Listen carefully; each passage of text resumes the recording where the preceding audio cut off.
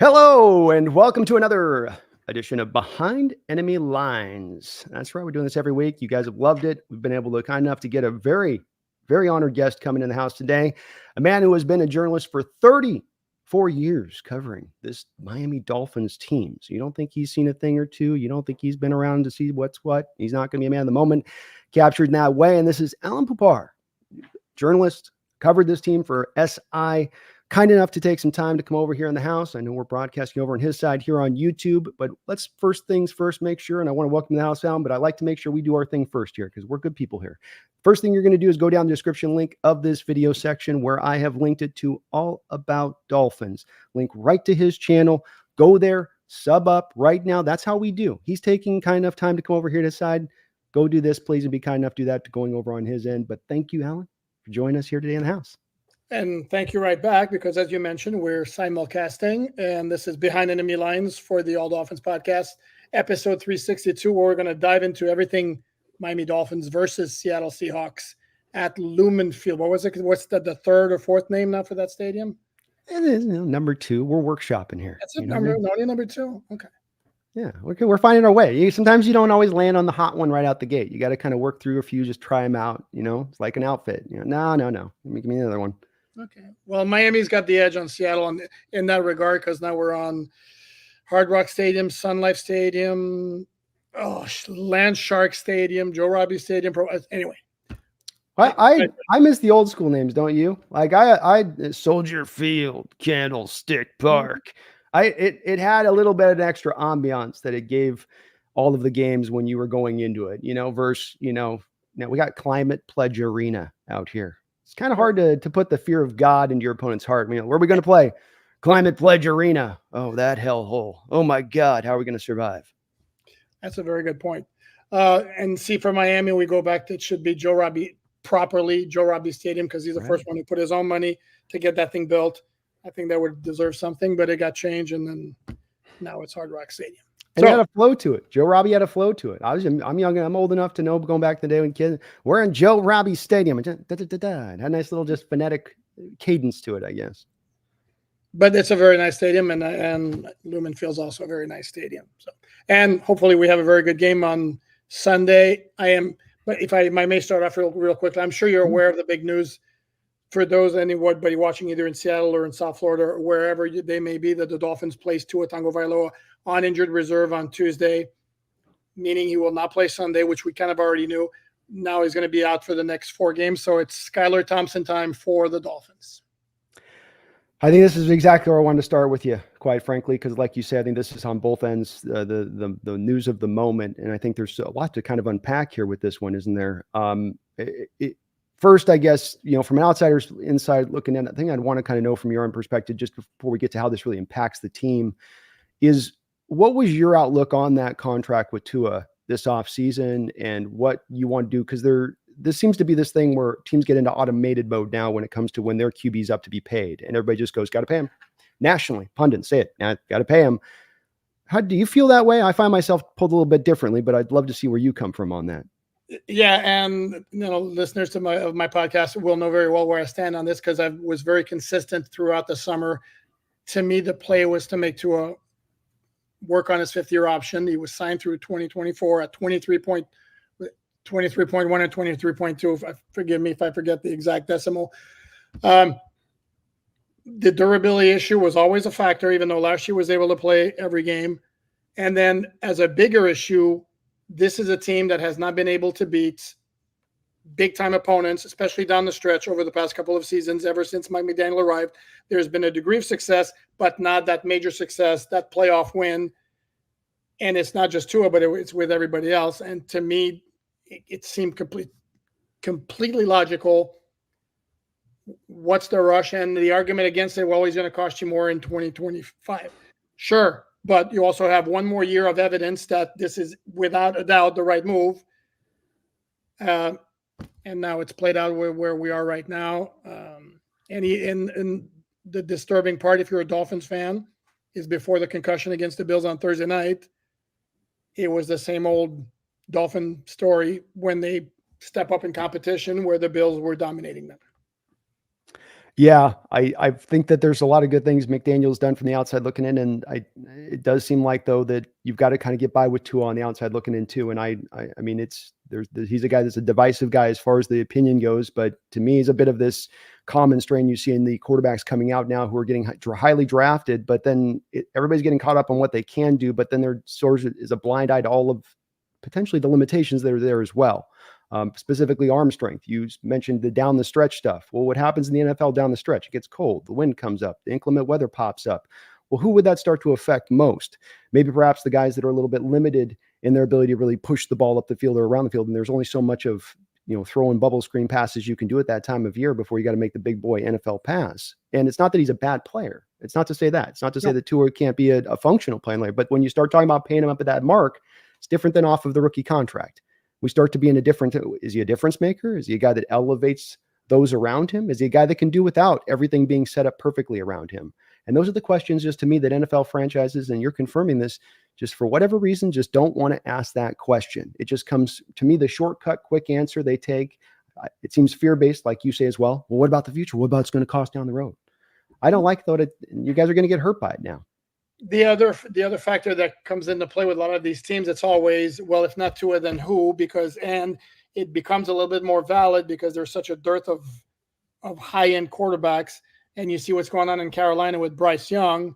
And this is a team that invested in the number 1 overall pick. And there's not a ton of really, really good quarterbacks. And that's why I think teams, if they have one who's good, maybe less hesitant to extend that player and keep him around for a long time because they know what they have and it's good, even though it may not be good enough to get to the ultimate point. And to me, that applies to Detroit and Jared Goff. I kind of think this is a guy with a ceiling. Trevor Lawrence is another one we could make the argument that the Jackson really need to jump the gun and make that deal right now. So, and I think because that's part of the pushback I got all summer long about when I was suggesting the Dolphins should make Tua play on the 50-year option. Well, who are you going to get? Well, first of all, my counter was always they don't have to get anybody else right now. He's playing in 2024. That's their quarterback. So, yeah, no, and the other part of it is, especially for the folks in Seattle, what the Dolphins did is they built their offense maximizing the speed and what they have outside and everything playing to what Tua does best, to his skill set. And I don't know that Tua could not, while Tua is a very good quarterback for this system, you take him out of the system and put him somewhere else, the drop-off in his performance would be greater than you take your average quarterback and put him in a different system. If that makes any sense. 100%. Well, and does that not then instruct you upon some of whether or not you pay the guy? I mean, I think it's completely on point on your part to say it. And it's part of what I struggle with when hearing the Dolphins were going to pay him. I felt a little bit on Trevor Lawrence, though. Some of it comes down to a little bit on some of these young quarterbacks coming in, of course, is that these guys, because these teams don't think about the process at all, supporting parts, whether the timing is right, whether the team's ready. Let's just go get him. Just go get him. Just like the automatic pay functionality thing that kicks in when they're due to be paid is the same functionality that kicks in when there's a team up to pick a quarterback and there's a quarterback who might be up there on the board for them to select. They just draft him. And then you get a guy in there that doesn't have the good supporting cast. He gets beaten up, knocked around. He starts seeing ghosts. He starts not playing at his best. Then you call him a bust. Then you go and you find another one until the next one can come in. Or maybe he can kind of finally get good at the end of it. But then you've had to wait that 3 years to get the supporting cast up to the snuff, to the point where they're ready to go to actually show him off. And it comes back to me a little bit of the give and take of how much does the supporting cast help the quarterback versus this theory, this ideology that's out there. And you can see it as pervasive of why do you pay the quarterback? Because it's like he's your star. He's the guy in basketball just out there on the wing, one-on-one in his way, and all the other guys stand on the other side of the court and he'll just do it. That's not how football works to me. I think it's much more of the interrelation between the supporting parts on there that determines the success of these QBs, and thus paying them more than double that of the next guy on your roster, sometimes more than double that of the next guy below him on the roster on the second highest paid list. This doesn't always add up to me or track to me on this. And this is to me another representation of that, but there's been many of them to me. And it's not, again, back to being bad, but there's that question. Who else? There's other quarterbacks who could run this offense functionally.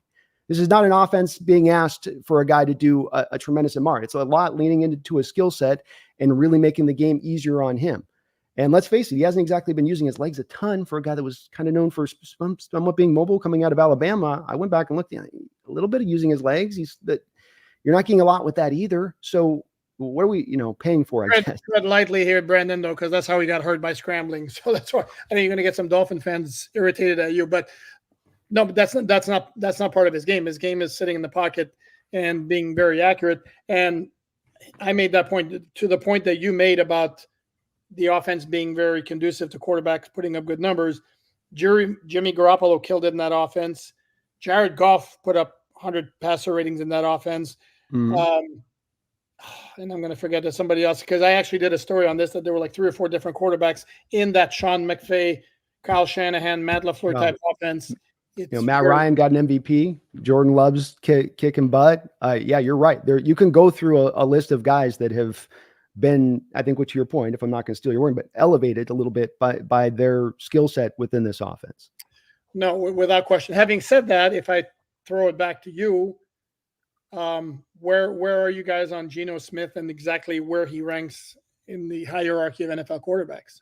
It's why I push some of this conversation so heartily for you, is not just to get an understanding of what it is your Dolphins are dealing with, but because this is also a hot topic within the Seahawks fandom as well, as to who Geno is and what he is and, where he is as a quarterback. I am a very pro Geno guy, but this is also looking very deeply at this position and trying to kind of ponder it a little bit more lately because of this automatic approach I've talked to you about. These NFL teams go, and I can feel from my chat and my people from them, and as far as just go get the guy. Who's our quarterback of the future? Get the guy. Got to go get the guy. Time to get the guy. Well, it doesn't matter. Just go get the guy. Think about, get the rest of the bit figured out later. Get this, and then you'll just go figure out the rest later. No, hold on. We're going to get this figured out now. And a lot of why I say this too is say, hey, we went to a Super Bowl 10 years ago on this process. So I'm not crazy here. 10 years ago, we went to back-to-back Super Bowls, won the Super Bowl, and it wasn't that we had the star quarterback that was that guy out on the wing. No, we had a whole team that was great. And part of it was because we built the great team up, and then we got the quarterback as the finishing piece. And this comes back to that supporting cast part, why I'm a pro Geno guy. And I think mostly Seahawks fan base is really starting to understand this and see it. And I think you're going to see it this year because of that supporting cast part. The first 2 years he's been here, the supporting cast hasn't been there. First year, you had 6 rookie starters, yet he got the comeback player of the year award. And still people said Geno is the guy he is. And I know you're out there on the East Coast, and it's everybody gets stuck with that first thought of him with the Jets. But again, let's take this full circle back to an initial point. Your first spot, team just picks a guy. Is the supporting cast great? Rex Ryan, not much offensive line, no skill position players, a defense that's kind of, it's pretty good. It's okay with him, but the other parts offensively are not set up for him to go out there and succeed. Schottenheimer is his offensive coordinator. I can speak to that because that guy was here. That's not an environment for a rookie quarterback to go out there and take flight. And so you now get his second chance for the first time in 10 years, working his butt off, doing that hard work, that lonely work, that in the middle of the night work, that non-Instagram work where you're grinding on tape, where you're becoming a master from the neck up. And I think that this is why I think he is ready to go out there and excel, because now you finally are putting a supporting cast out there that's up to snuff for the first time maybe in his whole career. I have a fun Geno Smith Dolphin nugget for you, which you may or may guys may not know, but early in his career, I want to say it was a 2013 season finale. Geno Smith, who played at Miramar High, just outside of Miami, registered a perfect 158.3 passer rating against the Dolphins at Hard Rock Stadium in a game the Jets won 37-24, despite Lamar Miller setting a Dolphin record that day with a 97-yard touchdown run. That's my nugget. That's a good nugget. I like it. And I think this guy has had the talent. I think it was going to take some time to develop, but it's that, again, microwave approach teams have to these quarterbacks. I've related Alain to, you take a toddler, you throw him in the deep end. He can't swim. He sinks to the bottom. You look over at your wife and say, like, hey, I guess, babe, we got to make another. Let's go. And that's the bit of the disposable attitude I think that the teams take, but that and you end up selling these quarterbacks down the river actually might be pretty decent quarterbacks. You just got to give them the time because it's a hard position to master and get good at. You just want to make sure you have the guy who's got the goods to do it. And we come back to that Tua thing. I don't think that he's necessarily expected to be a hyper-mobile guy coming out, but the fact that he's had to eliminate that part from his game, and then you have limitations as the passer, but then you're going to be paying him like top-end market, that's the part of the formula that doesn't add up to me. And when we come to a guy like Geno, who's out there running opening week, who ran a 50-yarder in the opening week, and we felt his legs. And he's a guy that can actually use, I'm not saying he's hyper-mobile, but you can lean on that part of his game. And I think he's got a big enough arm to make all the NFL throws. that's kind of my, prerequisite of what I want there in my quarterback if I'm going to have that guy back there as a signal caller, and then we'll figure out value from there. Yeah, and the counter to that, though, is, and a lot of some Dolphin fans would point out to you, well, whatever limitations Tua has didn't stop him from leading the NFL in passer rating 2 years ago, didn't stop him leading the NFL in passing yards last year, and he complements, and he's the perfect guy, the perfect point guard for what they have around him, which is the crazy speed with Tyreek Hill, Jalen Waddle, Devon Achane, Raheem Mostert. Now they added Jalen Wright. So from that standpoint, if you look at it from a totality of the team, it makes sense on the one end. On the other end is how much of it is it Tua making the offense run, making the offense go? How much of it is a speed outside? I've always said to me, Tyreek Hill's the one guy who makes the Dolphin offense special when it's functioning at its highest peak, not Tua. But having said that, again, for what they asked their quarterback to do, Tua is a very good fit for it. Well, there's a reason they've parted away and they've eased away from quarterback rating to looking for other more advanced statistics. And there's some good advanced statistics for Tua there. I'm not short selling Tua to say he's a bad quarterback. I'm just saying that it is a different look. You have to look at a guy when you start going from rookie quarterback contract to that $50 million deal. And I don't think too many people are. And can you get a guy that's going to give you 90 to 93% of Tua at 1/4 the cost within the scope of that offense at that point, and then take that cost and build a better overall team? Yeah, I kind of think you can. And part of it too is context and watching the games and watching Tua early season versus that late season part that we talked about, that inclement weather, because that's what that rating will factor in.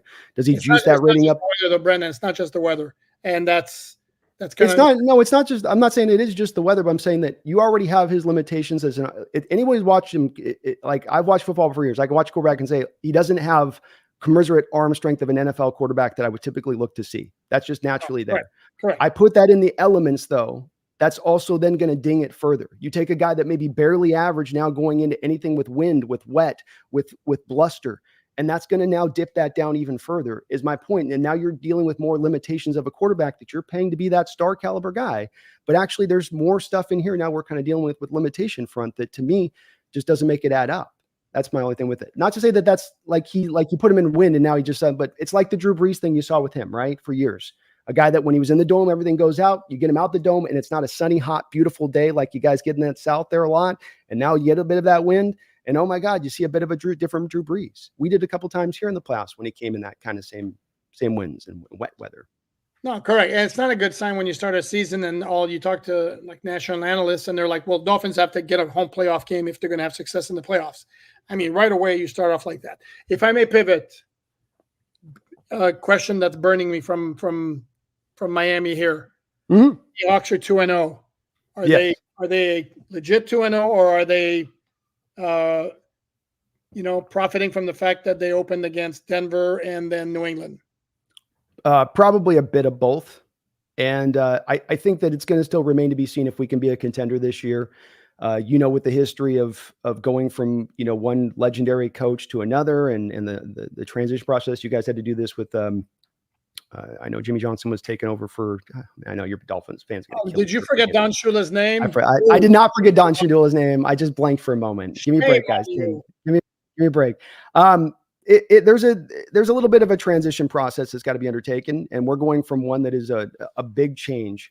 You've got one of the younger teams in football. I would be lying to you if I just stood up here and pounded my chest and said, no, I know this team's going to be a contender this year, because when you have those, you've been around long enough, I've been around, when you have that kind of mix, it's combustible, it's hard to predict, and there's just as much of an easy way for it to kind of go this or that direction. I think the floor is pretty good, like a 7.5 A-win team coming in this year was the floor.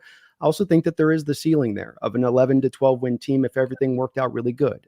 But where they're at exactly on that variance level, it's still probably too early to tell, because like you said, you can't discount the fact you got Knicks at home, rookie first start. On the road, Jacoby Brissett's a backup. He's a competent backup, but that's a bad Patriot offensive line as well, in addition to it. And, so you got to put it in, the right point of it, I think, which we're still waiting to see. We're hopeful, but it's a great start to a new era. I will say that. No, and it's an interesting matchup with Mike McDonald, Seahawks head coach, who was the DC in Baltimore last year, and the defensive line coach for Baltimore last year was Anthony Weaver, who was now the Dolphins DC. Mm. An interesting from Fangio too. It's the Well, it's kind of the part where this is the next layer over the Fangio thing, right? Because the Fangio brings the cover two shell stuff in, and this is the new change now. It starts to take away the deep passing attacks of the NFL, and then you get these McDonald or Weaver or Harbaugh defenses, whatever you want to call it, or basically it's Ryan defenses if you really want to track it back to 46. Yeah. But now what they're doing is they're going, yeah, we like that cover two shell stuff, but we're going to build upon that cover two shell stuff because now we're going to get a little bit more mixing it up on the fronts, and we're going to get a lot more creative on how we really let this flow all the way across the board rather than it just being about kind of mixing the coverages up more than anything else. And it's fun defense, isn't it? It hadn't been so fun when the results aren't there. I mean, it was fun when the Dolphins were shutting out the Jaguars in the second half of the opener. Wasn't fun Thursday night, even though Dolphins wound up giving up only 247 total yards, but they were not efficient. I looked at the stats. The Dolphins are fourth in total defense and yards allowed, and you kind of wouldn't know it by the way the games have gone, but it's what sometimes you can have fun with stats, and stats can be misleading. Well, and it's not, you talk about opening matchups. I don't think you guys got necessarily the easy opening matchups we did to start this off. I think that, the Bills are in a place right now where there's probably a bit of a sense of urgency there with them this season. I think we're going to see, and their team I thought was going to play really well. I think you're going to look at that game and look at the games playing them in the end of the year and go, that was a strong opponent. It's a good team. That's one of the strong teams in the AFC. And you did hang in there strongly for the most part. I know it got away a little bit at the end. But what strikes me a little bit with the defense, too, is there's a little bit of a lean at times on this of we'll kind of put the defense together. I do go back to this whole Mike Holmgren rule that he kind of learned. You always like to kind of peek your ear open when you get a guy who's gone through a process and learned some ultimate truth. And from a general manager standpoint, they asked him, because he came into Seattle, he was the general manager at that time. He was able to kind of do it how he wanted to, right? Like all these coaches want to.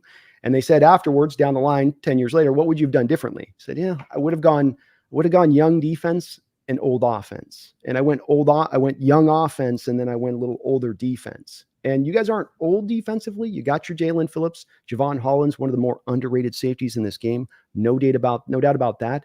But then you can also see from the Poyers and the Ramseys, and let's go make the trade on the Chubb, who wasn't an old guy, but then we're going to try to kind of try to, put it. You're right there. Were you making bread or something? I'm putting it together. You guys are Power Rangering it. You're Power Rangering it. You're putting the action figure together a little bit here. And I don't know. That's not necessarily been necessarily a way of a successful defensive approach in the way of doing. But again, that's one where I lean back to that old Holmgren thing where I've always kind of looked at it a little bit since I remember going through that a bit and going, no, I mean, that's a bit of an ultimate NFL truth here a little bit. Yeah, and I forgot to mention Calais Campbell, who's the oldest of all, 38 years old. And the problem is he was the one really established player the Dolphins got to play the interior of the defensive line after Christian Wilkins left with that monster deal to sign with the Las Vegas Raiders. And then they signed, it felt like 17 different interior defensive linemen with very little on their NFL resume. And in the first two games, whenever Campbell can be on the field to join Zach Sealer, who's a very good defensive tackle in his own right, it's fine. But when Campbell has to take a breather, and again, he's 38, it's not so good. And then the secondary, the Dolphins signed Jordan Poyer, who was a great player once upon a time with the Buffalo Bills, but he wasn't that guy last year, and he's not that guy anymore. So, yeah, they have some age concerns in certain spots on the defense. Right now, the bigger concern though is the offense. What's it going to look like without Tua? Teron Armstead, sadly, but not shockingly, is dealing with a shoulder injury. The hope is that he plays Sunday against the Seahawks. It's not a done deal necessarily. They're starting left guard Robert Jones because Isaiah Wynn's still on PUP, also dealing with a shoulder injury. Don't know exactly what his status is. And then Raheem Mostert missed the game last Thursday night because of a chest injury. So yeah, the big concerns right now, if you're a Dolphins fan, is really not the defense, even though it does have its issues as well. And this is for a team of the Hawks through the first 2 weeks, who, if I'm not mistaken, haven't led the NFL in pressures. They're right up as one of the league leaders in pressures through the first couple of weeks. So if you are coming here with a little bit of a lightened line, we have a little bit of a means, at least early on in the year, coming into our house, loud environment, which helps that defense get that extra little head start sometimes off the line, because your offensive line take that extra beat. And so it could be spell a little bit tough. I mean, it'd be tough even if you had your starting core, if you're going to more of your backup. it makes it, a little bit even tougher. Though it does seem like with Thompson, do you get a little bit more legs with him? Is that right? Is he a little bit more ability with him to improvise and get away from danger? Because that can sometimes, help. Yeah, but I mean, he's not Lamar Jackson or Tyler Huntley, who the Dolphins just signed to their 53 off Baltimore's practice squad. But he does have some mobility. I wouldn't necessarily overstate it. What does he bring as a passer? He's got a much better arm than Tua. I'm sure this is the part where you're going to go, well, that's not a very high bar, and that wouldn't be very nice. But I was. No, I'm not going to. Tua's going through some stuff. I've been hard on him enough here so far. Nice. There you go. He's got a good arm. He can make some good throws. The thing with Skylar Thompson has always been he's inconsistent, and he's prone to making the key mistake every once in a while. So, and I've started going back to his. If you just look at his stats, they're really not good. He's played 5 games, I think, where he's had at least 10 pass attempts, and there's not a passer rating higher than 75, which is not good. But I started watching him about halfway through it. The playoff game he started at Buffalo in the 2022 season, and what I've seen so far, my recollection was he really wasn't good, and now it's like he wasn't that terrible. He really wasn't that terrible. Didn't get a whole lot of help. The offensive line had a hard time with the Bills pass rush on that day. So, and there are a segment of Dolphin fans who will tell you, okay, Tua's on IR, they're 0-4. They're going to be 1-5, season's over. And I'm like, number one, if that's the case, what an indictment on how you put together this roster after you made the playoffs the last 2 years and were 11-6 last year. That would be a massive indictment. And then number two, it would scream, if the Dolphins automatically going to lose the next 4 games because Skylar Thompson's your quarterback, then why the hell is Skylar Thompson your number 2 quarterback? So there will be a drop-off offensively. He's certainly not as quick a processor, gets the ball as quickly as Tua does. He's not as accurate as Tua is. But this notion that the Dolphin passing game can't do anything because Skylar Thompson's a quarterback and not Tua, I think to me is just off the mark and tad offensive to Skylar Thompson, if we're going to be honest about it.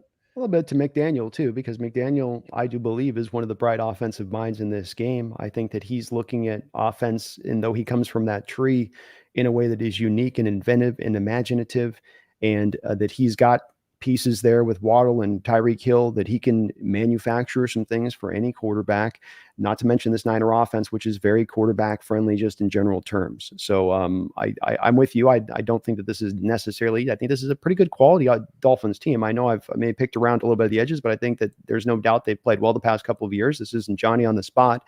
And then it's also a team that you can see if they're at their full, all the horses are pulling this cart, we're going to take this thing across the West. But are all horses out there? You spoke to the offensive line, and Chubb's going to be out on this running back room a little bit beaten up, though there's some good depth there. I like that Jalen Wright kid, who I think will be a very good player for you guys. I think he's even impressed at times watching him, a little bit different from A-Chain. Got a little bit more ability at times to kind of drag the tackler through. You don't think so? No? That's why I was... A-Chan's a dude, and what you've seen from Jalen Wright, and I apologize for interrupting, but what you saw from Jalen Wright, correct me if I'm wrong, was either at Tennessee or in the preseason. Well, different ball game in the regular season. No, it was even from watching last week. So when they gave Jalen Wright the ball at times watching last week, and again, I wasn't watching like a fan, like I was dead set in my eyes on, but I was watching pretty closely, and there was just a couple runs. So I haven't studied him coming there from it. And I did watch a lot of it with Tennessee, and he's a big play guy more than anything else. It just seemed like there was a couple carries in this last game where I watched A-Chain, and he wasn't running hard. I'm not saying, again, like just to say this guy looked like there's maybe a little more weight. I know A-Chain's added some weight this off season to him, but that was the thing with A-Chain coming out too, was that he's part of, to me, of some of this new backs that come out that are a little bit, they're that lighter type, but they're really fast and they're big play guys. You don't look at them as necessarily bell cow guys. You look at them as get them 10 to 15 touches a game kind of guys, and they're going to give you a tremendous amount of productivity with that. With Wright, I just thought he might have a little bit 10 to 15 extra little pounds on him, but I could be wrong on this one. I'm not married to the opinion. No, I mean, like I said, A-Chan's a dude. I mean, he had 29 touches on Thursday night with Mostert out. I don't think that's sustainable because he's not built for that, but the dude can play, and it's not just pure speed. He's also very shifty, and he can break a tackle here or there. I mean, he's just Whereas Jalen Wright has really intriguing potential and could become a stud down the line. Devon Achane is that guy right now. I think Achane's a great back. It's not that with it. And a guy that I'm very, I watched last year what he did, what you saw with it last year, the injury stuff popped up with him. And you see with some of these guys that happens with it, where when they are a little, it's where these running backs have gone in recent years. You watch them coming out of the draft where they'll be at 175, 180, 185 pounds. Whereas before, back in the day, 220, 225. Why do they used to be up around that edge? Because they're a bit more of a durability aspect that you get with that. So when you take them down, yeah, they can still be dynamic and great. And he's not just a speed back. I wasn't saying he can't give you some moves. He'll be, like I say, he's a tremendously productive back. It just comes down to the usage on those guys and the workload and what they can sustain and take. And I think that it sounds like you're kind of as much in agreement on me with this one, where it's those guys will get worn down and beat up and battered. It's when you start to and Niners in the past have taken these guys and done this to them, by the way, too. Shanahan's done this with these guys at times because he likes that speed back type. So there's a lot of recent history of this happening to those guys. And as long as you can use them in that box, they're good. But the pull is always, and the draw is always for those coaches to do what? How many touches this last Thursday? Yep. 29, I think you said. Yep. So that's just my point on it. Not that he's not a very good back. He is. But I think long-term Jalen Wright is the upside guy there. And I do indeed think he's got more of a potential as a bell cow guy and more in that vein long-term. Okay. Point taken and accepted. Well done. Can I throw one at you here? I'm very curious. I'm sure Dolphin fans are also very curious because your new starting center was the Dolphins' former starting center and had a nasty ACL injury in mid-December. And then the Dolphins signed Aaron Brewer from the Tennessee Titans to replace him. And then Conor Williams wound up signing with the Seahawks. I know he started the last 2 games. What I don't know is how well has he been playing? He wasn't really well graded this last week by PFF. He was about middle of the road last week. Watching the all-22 on him and locking in on him, I think he's bringing to the table what we'd hoped, because we're moving to a more of a spread-based concept and we want more mobile-based offensive linemen. And you guys know with Conor Williams in your system, ask their linemen to do a lot of similar stuff, pull in space, climb to the second level, get to the reach blocks. All these things capable of doing. I think if I was to be honest, he's probably still finding his footing. I mean, quite literally, being that there is no training camp there. He came in very late. I think they're kind of putting him out there as much for how much they know he upgrades it, even in maybe his somewhat not at 100% state. But it was a great value signing. We got him for we didn't have to trade for him. We got him for like $3 million. It's an incentive-laden deal. If he signs to a contract after this year, we're going to get a compensatory pick, not to mention he might be a guy that we keep and retain long-term. I think he'll probably get better as the year goes along. But with this too, those ACLs, they come back the year after. But there's a lot of times some guys can come back and be like Adrian Peterson. That was that one year we got back and get the MVP. And then there's times they come back the next year and they're kind of taking another year to kind of get there. Jordan Brooks, the guy you guys got playing who was for us, was kind of like that last year a bit with it, where he came back, but you knew you weren't necessarily getting pure explosive, pure speedily Jordan Brooks. And he's been pretty good actually the first 2 games. He was very good against the Bills. He had that one highlight play where he stayed with Curtis Samuel down the sideline on the pass to the end zone that he wound up knocking away. But overall, he's done a pretty solid job. And it looked from our vantage point here that was an upgrade over Jerome Baker, who's playing for the Seahawks now. And my understanding is he left the game early against New England because of a hamstring injury. Sure hope he can be in the lineup against the Dolphins. Really good dude. And I know he'd love to play against his former team. Yeah, I'd love to get some of your feedback, and we got a ton of donuts we got to catch up on. The thing I understand, and I want to know from you on this, I don't know on this for sure, but my outside was that with Jerome Baker, a lot of that was to do not necessarily with the performative side of it, but maybe their trust in him to be able to remain healthy going forward with the release of him. It was the money, purely money. The gesture I'm making, it wasn't purely money. It was he had a big cap number, and they could easily move on from him, and he was a good player, but not a difference maker. So when it comes to Jordan Brooks, this is a guy that I'm on record on the draft night he was drafted of having an outlook of him as a player, which is the player he was for us during the time frame. I can't speak the player he'll be for you, but when it comes to where I hit on and what I tracked him for being and then what he was, I was right on the button with this one. And I'm on record. You can find the videos of it with me saying this with it. So I'm not speaking out of pocket on this in the least. Jordan Brooks is a thumper. Jordan Brooks can run when he's at his best as well as any linebacker in this sport. There's no doubts about those parts. He brings things to the field. You go up and he tackles. A lot of these running backs are going to fall forward. he's going to put him in the stop most of the time. He's very good in that way. Jordan Brooks has no natural feel in coverage. And this is a thing that can improve. The athleticism and speed is therefore to improve, but tracking back to college even on this, okay? I watched 2 years of his college tape. The coverage abilities are not naturally there. And when you ask him to drop in zone, now he's a bit better in man. Man, he can hold on a little bit. The speed helps him because he just stays in the hip pocket and he runs. But you have him start to do any spot drops, zone drop stuff, he is going to be a man lost. You attack him with flood zone concepts, he's going to take the first guy, carry it out. The second guy's going to walk in there and it's going to be wide open.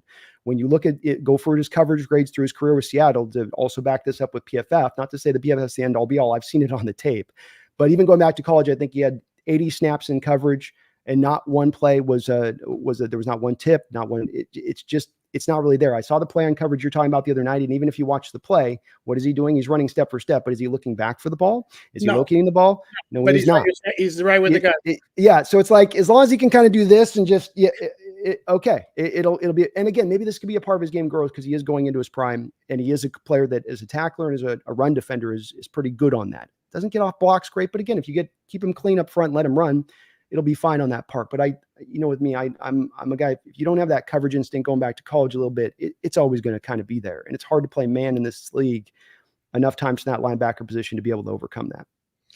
No, and by the way, I want to give you major props for saying about Jordan Brooks, what he brings to the field and not what he brings, the horrible cliche of what he brings to the table. Well done. I use all the cliches, man. I got them all basically chambered at all times. So I know, but you avoided that one. I can't deal with, I tell my wife all the time, where's the table? There is no table. Anyway, we digress. No, and that's the thing about like the Baltimore defense, and I don't know where you guys stand in Seattle, but the Baltimore defense that Anthony Weaver brought to Miami, along with his own wrinkles. Well, the one thing that people I have to make sure they understand is Baltimore, that maybe the two best players on that defense, or no, I shouldn't say that, but two key ingredients in that defense where they had two studs at linebacker in Roquan Smith and then Patrick Queen, who really like blossomed last year. Well, Dolphins don't have those kind of dudes. I don't know if Seattle does. I know Seattle has a hellacious cornerback. I think that Tariq Woolen's a hell of a player. And I was going to ask you if he thinks, could we see him man on man against Tyreek Hill, or is that do the Ravens? I mean, the Seahawks prefer zone. They've done it for the first time this year, having him travel. Carroll's system mold did not have corners travel and go back to Sherman. It wasn't really, Sherman did a little bit of traveling here, but for the most part, you're staying to one side of the field. This new system, but that's also, I'm not sure on this matchup because you may not like a 6'3" guy on the 5'9". Now, he can run just as fast, but it's about the stop and start sometimes with those 6'3" guys and flipping their hips. So do you want to maybe put more of a Witherspoon type on Hill here? And Witherspoon, I know it doesn't make us nuts, but that guy could have easily been Defensive Rookie of the Year last year. He was outstanding for us. He's been just as good for the most part this to start your year off. He hasn't had a lot of splash plays, but he's been really good. That'd be more of the guy I'd mix in there. So especially with the amount that Hill operates from the slot, and you do use Witherspoon sort of as a slot, almost Sam linebacker-esque role is what he plays. That's kind of uniquely suited in that way. But it's kind of where you remember how Woodson was used with Green Bay a little bit in 2007 when they won that Super Bowl. They moved him all around Charles Woodson. And that's a deep pull a little bit. It's kind of using him in that role, Witherspoon a little bit. Same kind of thing with a bit. But no, Woolen's been outstanding this year. You can attack him a little bit in tackling. That's the thing to worry. We're watching all for. He's been a little bit improved on this, but that was last year a little bit of what was, there were some other issues with it where he had shoulder injury and whatnot going on. He does look better. He's a bigger guy, so he should be able, but he's also a receiver convert. So he's only been playing corner for about 4 years. But the upside with this guy is legit. And the fact that he's this good only 4 years into playing the position as a former wide receiver is pretty impressive, I'd say. Let me bounce we got a couple donos here I want to just catch up on if we can real quick. So I got a little bit in the chamber. Chanath Kumar, thank you for the $10 donation. Brandon sent me to say hello. Go Hawks. Well, thank you for the $10 donation. This might be on either of our channels. I don't know if it's on mine or yours on this sometimes, but thank you, Janeth, for the $10 dono. Appreciate you for that. Jeffrey Thistle with the $2 drop says, I just don't want to see Tua die on the field. Well, where does this go forward from your perspective on this? Because this is, of course, everyone's got an opinion on whether or not he should retire at this point. Nobody should have an opinion other than him and his family and his doctors. I'm going to be honest with you. And I mean, look, yeah, nobody wants to see anything catastrophic happen on the field. That's a given. But by the same token, who the hell are we to tell him you need to retire? Yeah. You know, he's going to probably hear it from his wife, from his mother, you know, from his close advisors and all that. But ultimately, it's got to be his decision, and you hope he makes the right decision. And again, we can't sit here and say what's the right decision, you know. No, we can't. And I think fans too don't sometimes understand that some of these players have already, especially with now their understanding of with the CT and the long term, some of these players have done some advanced math on this stuff already. They think of like, they're not considering all that. No, they're just that they're outrisk the way, however that phrase goes, but they're willing to do it. And I agree with you, man. It is up to him. And also I was still hearing from some fans going, God, he's got to slide there in that moment there in that game. Because I did think it was right that if he had slid there, and he gets marked short of the first down, that then those same fans would have been right on top of him saying, you got to go for the first there. You're so worried about your cranium there that you didn't, that's one of those no-win moments from the athlete's perspective. Correct. And this is what I said all along, because for all of the talk about the jiu-jitsu last year and the part it played in him staying healthy, to me, the number one factor last year, by far, no close second, was the fact that he was smart about never putting himself in harm's way. And boom, second game of the season, that's exactly what he did. And again, it's a 4th and 4 play. Dolphins are down 21. They're near the goal line. And can he start to slide far enough along to stay away from the potential hit from Damar Hamlin while still getting the first down and not risking the officials marking him short? That was tricky. If you're going to dive forward, the part of how about you just dive head first, but straight into the ground as opposed to into Damar Hamlin's chest? Again, in the heat of the moment, you're not really necessarily thinking about that. It's so much of a blink of the eye thing too. That's that trick of the television, because when you get on the field, I'm sure you've been many times where you can feel that speed on the field of how really fast things are happening, and it's making that call in the moment is so hard to do. So I thought that was kind of wild when people were like, he wouldn't have won on that one there. Snyder AF, thank you for the $20 donation. I really appreciate you. That's very, very kind of you for that. Says here for poop. This is on your end, actually. Here you go. So this is on your end, and very, very kind of you for Alan there on that. Says here for poop. Tua was paid when he shouldn't have been. Plain and simple. Dolphin fans care more about the players now than the team's success. Can I address that one real quick? What Snyder, how you doing? What he's referring to is the Dolphins giving out big money contracts, and not only Tua, Tyreek Hill, Jalen Waddle, Jalen Ramsey, and Mike McDaniel. And the point I made on the podcast was like, that's an awful lot of contracts for a team that, while it has produced winning records, still hasn't won a playoff game since 2000. I mean, it's like, and another fun fact, by the way, I like throwing out trivia facts. That season of 2000, when the Dolphins last won a playoff game, began with a 23-0 shutout victory in Dave Wanstead head coaching debut against which team, Brandon? I think that was Seattle. Ding, ding, ding, ding, ding. Well done. Make me relive that, huh? I still, that mustache still, it's in my nightmares at night. It's odd. It's not straight. It's too thick. It bends here and then it bends there. It shouldn't bend that way. They don't bend that way. And then they just keep going to the shot of him with his little smug look on the sideline. Yeah, no, I remember that game. Thank you. Appreciate that. Appreciate you bringing that one up. With former Seahawk running back Lamar Smith doing the damage. One of my childhood memories I had buried deeply, and you just unearthed it. Just dig that one right up with the shovel, huh? Pull it right out. That's what I'm here for.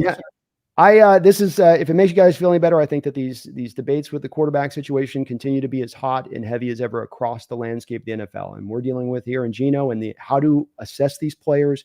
What is a guy that's worthy of being paid? Who isn't? My whole thing with it is wherever you stand on the scale of it, I think it deserves more thought than it's being given right now. Because we come to the time with every individual team where it comes up and there doesn't seem to be a lot of this. It just seems to be, just do it.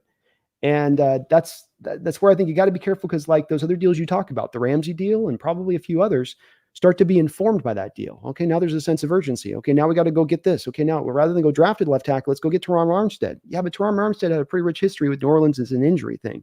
Like yearly, he's in and out on an injury front. Do we really want to be doing the hell with it? We got to get this guy protected. So we get the urgency, and this stuff starts being drawn to make your decision making go this direction, and it's not intelligence.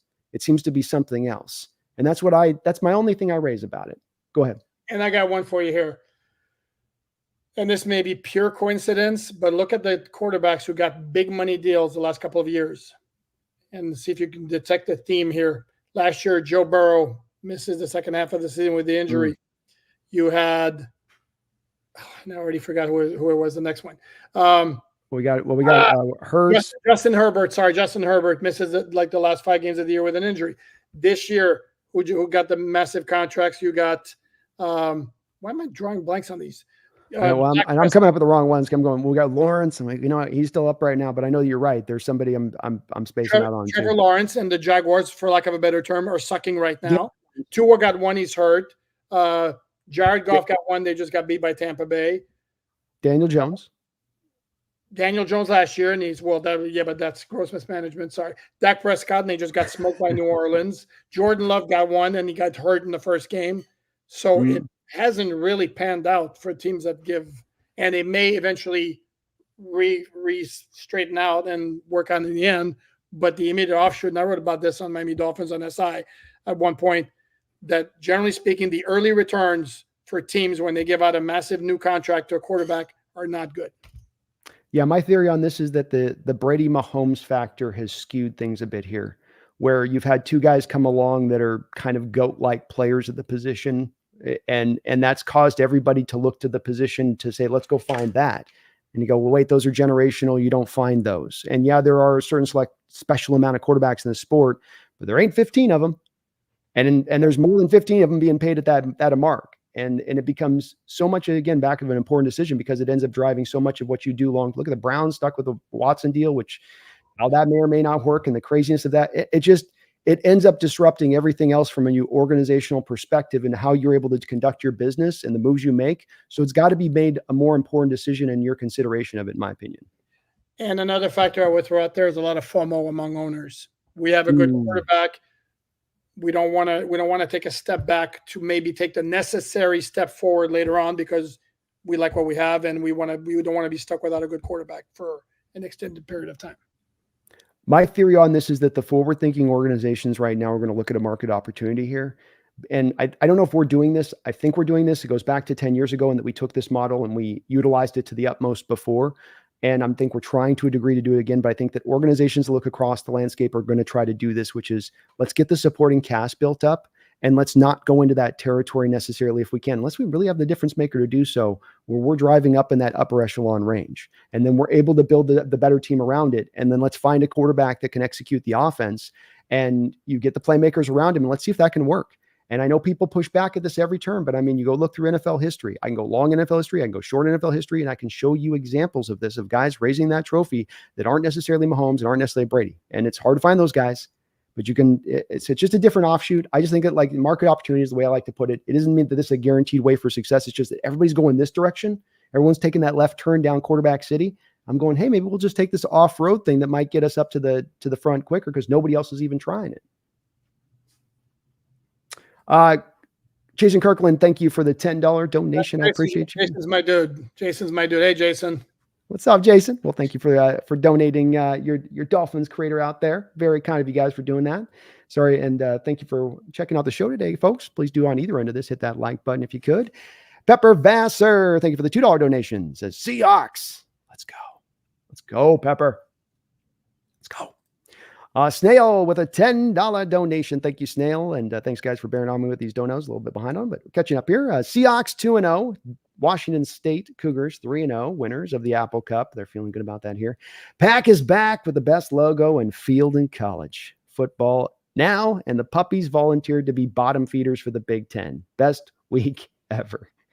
Puppies are the Huskies, I assume. There's a fierce rivalry here between the eastern side of the state with the Cougars and the Huskies over in Seattle, of course. And the Huskies, after the great year they had last year, kind of having to retool a little bit here. And the Cougars were able to get them last week. And it was a great game down the wire. Bad call at the end, right at the goal line. And Cougars got out. But Huskies are also in the Big Ten now. And it might be a bit rough waters for them as everyone's in the Big Ten or the SEC now, I guess. That's pretty much the way it's going to go within the next 10 years, one or the other. Thank you, Snail, for that $10 donation. Ethan Compton, thank you for becoming a member of the channel. Welcome aboard on that. I think this is mine with the owl on that. So I'm going to go with, I think that's mine. So thank you, Ethan. Jeffrey Thistle, thank you for the $5 donation as well, Jeffrey. Appreciate the double no drop. This season, I don't care if we win or lose. This season is about learning scheme and showing improvement week after week for me. Winning. Off season's about learning a scheme. Sorry, Jeffrey. Sorry if I jump in here from Miami. The off season's about learning a scheme. Well, I think we're the unique situation we're in, really, though. And this is, I would say that you could look through almost 31 NFL teams that aren't in this boat that we were in coming with this transition, because it's not simply going from one to the other. Let me give you an example. Mike McDonald takes over for Wink Martindale in Baltimore as the defensive coordinator. He is onboarding his version of the same scheme. It's a transition of an updated, modernized, cutting edge scheme with another guy. I'm running my iteration of it. With Coach Carroll, you had a guy 10 years ago who was trotting out schemes on both sides of the ball that would have been looked at as pretty archaic at that time. You push that forward another 10, 12, 13 years, and those things became pretty dusty by the end.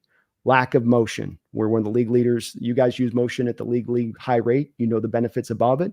We are one of the league minimum rate teams of it in recent history under Carroll. Targeting the middle of the field, literally 32nd rate every single season underneath him. Flipping coverages. Pre to post snap, something as simple and easy as that. You guys have been doing it with Fangio. You go to Weaver. You have fluidity and already doing that in the players and teaching it and showing them how to do it. We were 32nd for years in what we showed you pre-snap to what we showed you post-snap with our coverages, meaning we didn't flip it up. And then what did we run for those years? Cover three, cover three, cover three, cover three. So you're going from that. Cover three. Huh? So you're saying cover three. I just want to make sure. That was the old. Yeah, that's it. Yeah. If I say it, I was going to say it 5 times, but I thought maybe it gets on the 4. I don't know. It's the transition of the simplified to the ultimately one of the more complicated things you're running in the NFL. And you're probably not going to necessarily just accomplish that in one off season. It took McDonald 10 games with Wink Martindale to get that defense on right. And that was going from kind of same to same. This is going from wildly different to something else different. Sorry. You're going to have a, I'm sorry. I'm this is something that I've fought against certain viewers. I'm not a big believer in that it takes a whole year to learn a scheme. Obviously, the more you do it through year after year after year, the more it becomes second nature. But again, that's what the offseason is all about. And it's a whole lot of classroom time. And then you have, training camp. And yeah, I think Mike McDonald's had time, but you think NFL coaches in their first season have their systems inserted and onboarded? Their game one of their first game going on is as exactly much as they do into year 2? No. Well, first of all, no coach would be like that first because they keep adding wrinkles to what they do. But why wouldn't they just throw all the wrinkles if they can learn all the stuff? Why wouldn't they just throw all the wrinkles in that first off season if they can learn it all? Because as each year goes by, they self-scout and then they evaluate, okay, what can we change? What can we adjust? How are teams attacking us? What do we need to do to counter what they're doing against us, whether offense or defense? So. Or it's that they don't want to overload their guys and make sure they get the basics before they give them the advanced math, right? You don't want to just throw everything on top of them at once. You want them, especially if you have an intricate system. Like I'm saying, if you have a complicated system, it takes a while to learn. I'm not going to throw that all on you at once. McDonald in June said he had 20% of his system onboarded. That's in June. That's out of his own mouth. So I think that to think that like these guys are fluid as they're going to be next year in this is kind of silly. And that's what it's about. It's about mastering the system and getting great in it. It's the same thing with having an offensive line and the cohesion with that. It takes time.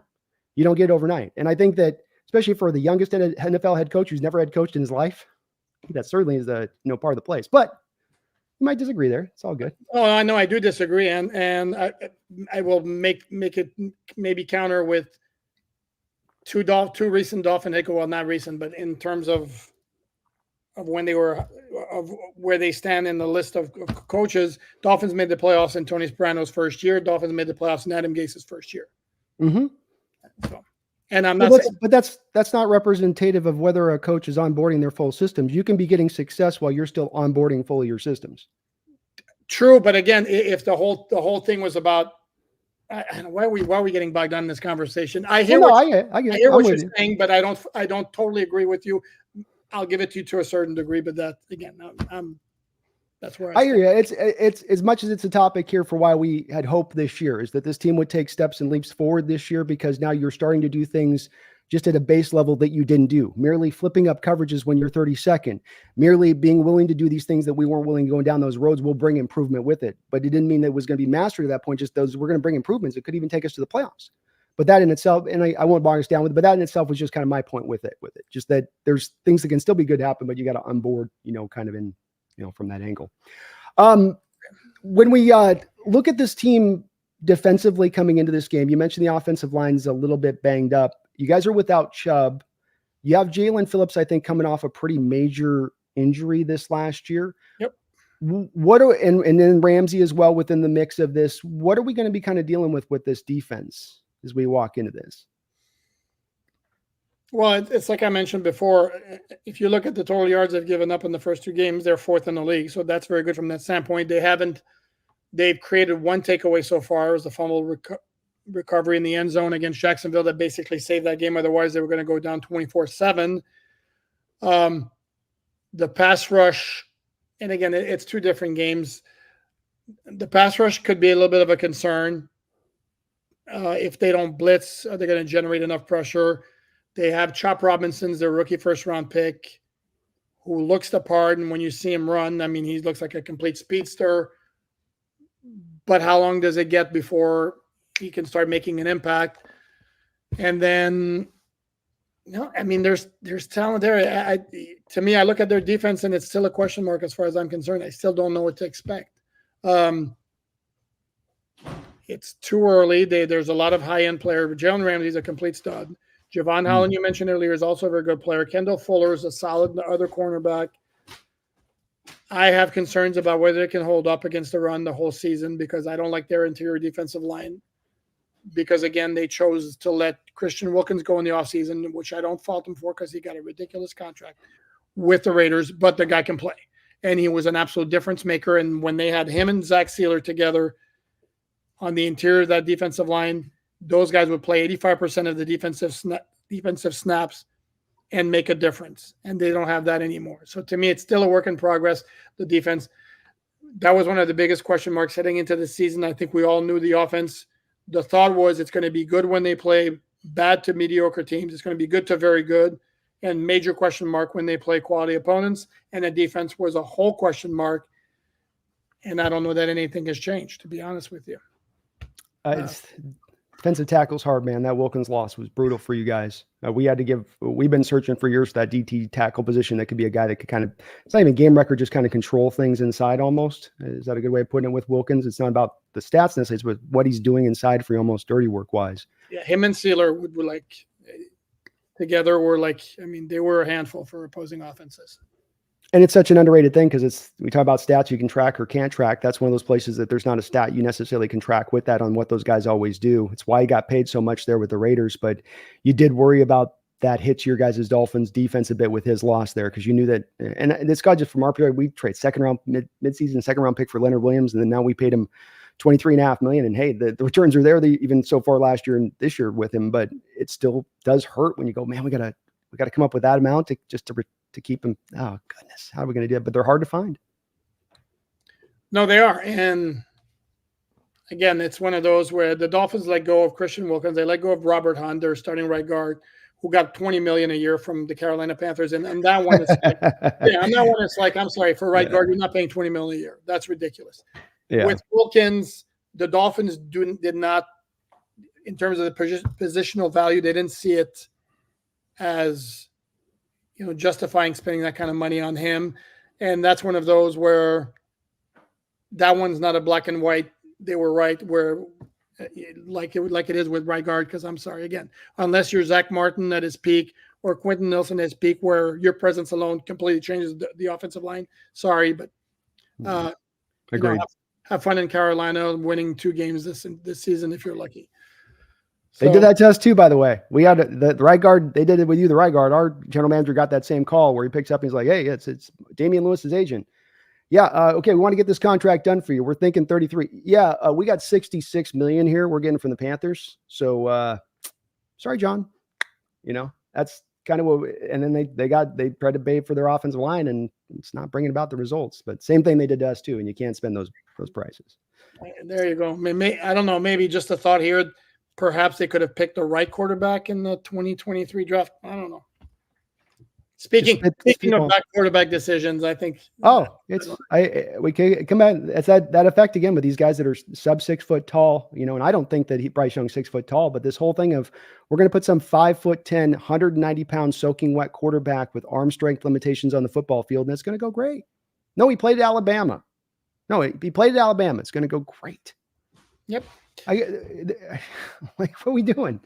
I just don't know how those guys last. There's a lot of issues I have with that, but at the forefront you go, how is he just going to even hold up before we get to how he plays or sees over the line that he can't see over the line? You got to wait to the outside.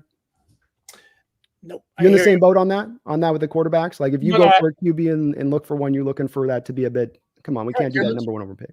You're looking for the unicorn. Cause I know we got a lot of, Tua's going to be Drew Brees. Okay, well, because you got the one like sub 6 feet or 6 feet quarterback who had a Hall of Fame career. Those guys are unicorns for a reason. I mean, so anyway, I don't know. Last thing I have from me to you, again, for those watching on the All Dolphins podcast here, this is a simulcast with Brandon Kane from Hawks Nest. I would ask you, how do the folks in Seattle view the Dolphins minus Tua after the Thursday night game? And I mean, is the expectation from Seattle we're going to be 3-0? Well, I think it's more of like we have an opportunity to be 3-0 more than it's that, we're going to walk on Dolphins. I mean, we're eating dolphin tail tonight. Maybe, get the candles lit. It ain't going to be like that. I think that there is a heavy amount of respect in the Seahawks fan base, at least from my chat, in regards to the offensive mind that is McDaniels. We've had Shanahan taking us to the woodshed here out in his own system for the last few years since he's been in here. And so very, very healthy respect from us on our part and what his ability to do. Tyreek Hill is one of the best, if not the best wide receivers overall. If you just bring the totality of what he brings to the game, Waddle is not chopped liver. I love that kid since he's come out. I think that he is still a guy that maybe hasn't even reached his upper end side of what he's going to be as a player when it's all said and done, what he can bring to the field for total productivity goes. And so you guys are dangerous. I mean, even some of this up part, the running backs are dangerous. The chain can be gone in a minute. Right the same way, a big play had. Jonnu Smith, I thought was a quality signing for you guys, and he's a good run blocker, and he showed last week that he can catch the ball too in addition to that, and he's had that since his days at Tennessee. So I think that this is, though there are some ailing points from you guys, though we get to play this at home, there's no part of this for me that with how we played so far where we've had two opponents that are very winnable games, and it's been a struggle. We've had to find some footing here, so I'm expecting, as much as some fans might be going, no, it's going to be, I think this is still a game that's going to be a pretty hard fought game. And maybe we're able to distance at the end of the fourth quarter, but it wouldn't surprise me if it came down the wire. And if you guys even came in and won at this point, this is the NFL. We saw last week, any given Sunday, anything can happen. And as much as it might look like a W on paper, it ain't until you get the W at the end of the game. No, I hear you. And this is a big game. I wouldn't dare call it a crossroads game, but this is a big game for the Dolphins, because if they completely flop and the offense malfunctions with Skylar Thompson at quarterback, then I can see the panic button being pushed all over South Florida. You bring up a part that's a great point, and not to be undersold. I call it you got a wild animal, boxed up, and they say that's where they're most dangerous. You've got them almost just like we almost got them, and that's where they're going to give you that strongest fight, so to speak. And that's that sense of urgency in the NFL that week by week, I think some NFL teams have that, and some NFL teams just kind of don't. And it's the hardest thing to kind of gauge where your team is at, because when do you know when your team might kind of go, we got the Dolphins coming in, and I felt like this happened to the Cowboys last week with the Saints a bit, where they go, okay, they beat the Panthers, but like, come on. I mean, like we could sleepwalk this win. And that strikes teams a lot in the NFL season, I think, don't you? No, absolutely, without question. And the Dolphin coaches and some of their key players talked all summer about, this is a different team. The players are going to take ownership. We're going to show the resiliency that maybe wasn't there before. Well, guess what? Now's the time to do it, because it doesn't get more. And Mike McDaniel, one of his famous phrases, is adversity is opportunity. Well, guess what? They're facing some adversity right now, and this is the time, if they're going to respond and show the mental fortitude to overcome adversity. And if you remember, also Jordan Poyer, after joining the Dolphins, made a comment to the effect of, this is a team that has always been good as a front runner, but once you get them on their heels or whatever, they don't necessarily respond particularly well. Well, guess what? Now we got a situation like this in a big picture type of way, and this is where they need to get it done. And I expect that we're going to get their best punch this week. I don't think you guys are going to come in there with your head low or not ready to bring it to us. And so that's just all the more reason this game's going to be, if we're going to win it, it's going to be hard fought. We're going to have to earn our every inch of it. So it's going to be a good matchup. I think at the end of the day, it's not what you guys want to be ideal. I get that, but you have still a very talented team, and this is a long NFL season, man. So you never know, it shakes out, and maybe Tua ends up coming back. It seems like, based on what I'm hearing, is maybe leaning to coming back right now on what we're hearing from that. Hard to say where. A couple quick donations. Sorry, go ahead. No, they were part of the reports. Okay. So it could still go kind of either way on this. We don't know yet. We don't know. Mike McDaniel's not going to address it, and I don't think anybody wants to address it or is going to get any kind of determination until maybe further down the line. But again, the reports are out there that he has no plans to retire.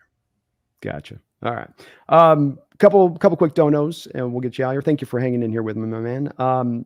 Noah B, thank you for the $10 dono. Says, going to the Seahawks game Sunday, and this is Noel, your guy. Defense scares me more than offense with the Hawks. If Skylar can't be patient, he may have a bad day. Thanks for the live podcast. Go Fins. Well, thank you for that, Noel. Hey, Noel. That was one of my dudes. I don't know. I'd worry about that. Those Seahawks wide receivers, that's a pretty good trio you guys got there. We've got a really great mix, and they all have little different skill sets to them, which allows you to kind of float those through very nicely on our side of it. And, Grubb is a new offensive coordinator here for us, college offensive coordinator. He is still kind of finding his footing a little bit on his play calling from the college level to pro level. You don't get those wide hash marks at the pro level. So you got to adjust to that just a little bit. So that is a place where he is kind of fine, but they're explosive as hell, and they will attack you. I think you guys have a good secondary deal with it. Ramsey has been matched up many times with DK one-on-one with the Rams. They've had many battles go back and forth. Ramsey sometimes has gotten the best of him. DK sometimes has gotten the best of him on the other side of it. So I think that's a give and take kind of fight.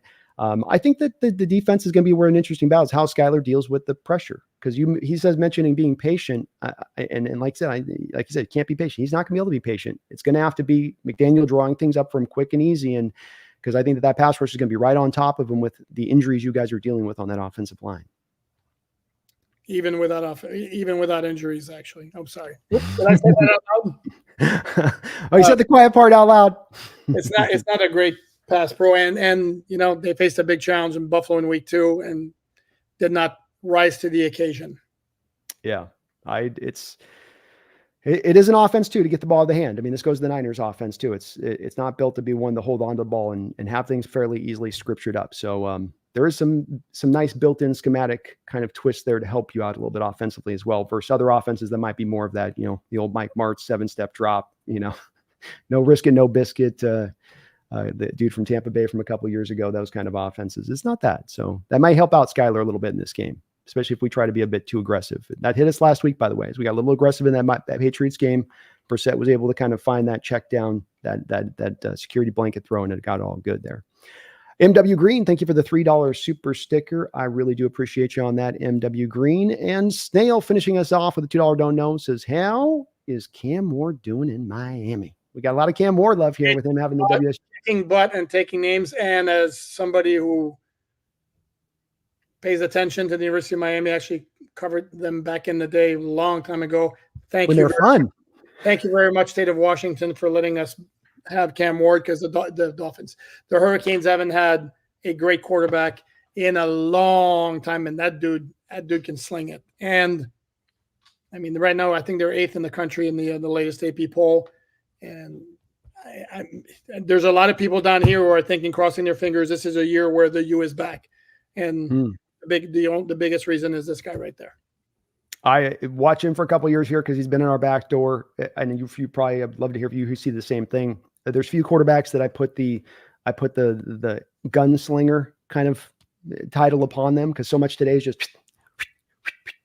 And with him, he'll be back there and he'll let it rip. He's not scared. And there's so few of those guys kind of built that way anymore in that manner. And he's so much fun to watch play.